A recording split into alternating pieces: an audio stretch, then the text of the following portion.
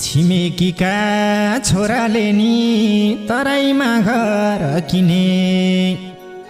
रहर त छ मलाई पनि तिमलाई सुख दिने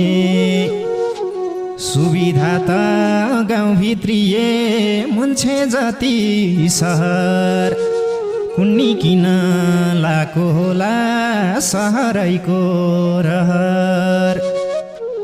हाम्रो गाउँ नि विदेश जस्तै विकास होला कहिले गाउँमै बस्ने सपना पो देख्न थाले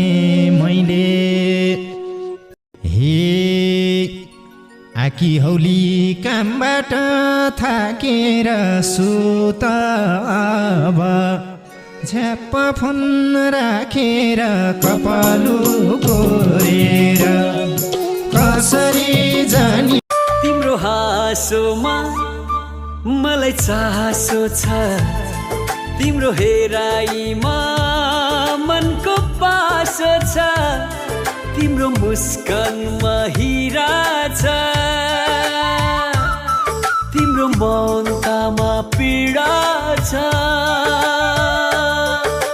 लाखौं लाख पटक लाख पटक तिमीलाई हेरे लुकेर हेरे झुकेर हेरे